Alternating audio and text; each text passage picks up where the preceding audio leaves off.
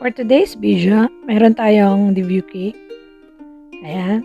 Ang size ng ating cake ay 7 by 7. Bali, ang order talaga ni client, ang usapan namin sa price ay ang 8 by 6. Ngayon, ang gusto nila, mataas ang cake. So ngayon, yung sukat ng 8 by 6 ay inilagay ko sa 7 inches na kinalabasan 7 by 7. Ayan. Inilagay ko siya sa cake drum kasi tinusukan ko siya ng mga dowels kasi masyado siyang mataas. Ngayon medyo malayo-layo yung kanyang delivery, ay nilagyan ko siya ng stick dowel na ibinaon ko hanggang cake drum para iwas problema. Ayan.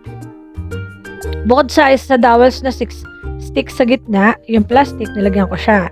Tapos, sinecured ko ng dowel stick na yun nga, tatagos hanggang cake drum.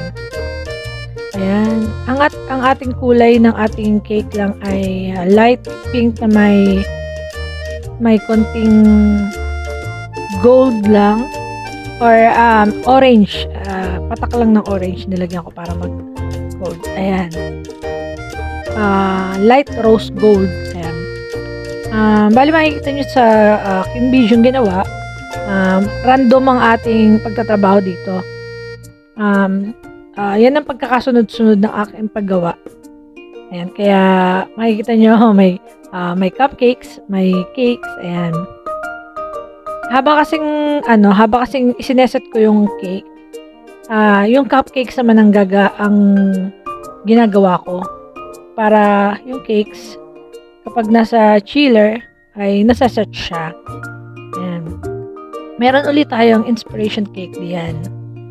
Ayan. Bale, yung pangalan ng Cheska or doon sa inspiration cake ay cricut yon. Sa cricut ginawa. Bale, wala akong cricut. So, sa mga printables topper na lang tayo, ginagawan ko ng paraan.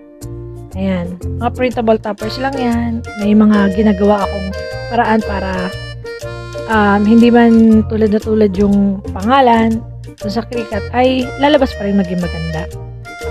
Ayan. At pinapaliwanag naman natin yan sa ating client. Ayan. Ayan ang ating inspiration cake. Ayan. Ayan. Muli, pinapaikot-ikot ko para makita ninyo pag voice over nga natin ay may mga nakikisaw-saw.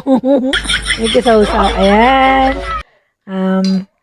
May mga makikita nyo dyan, may mga nilalagay tayong mga draggies. Ayan, yan ay mga draggies gold na maliliit lang. Yan ang nagpapaganda sa ating mga cakes.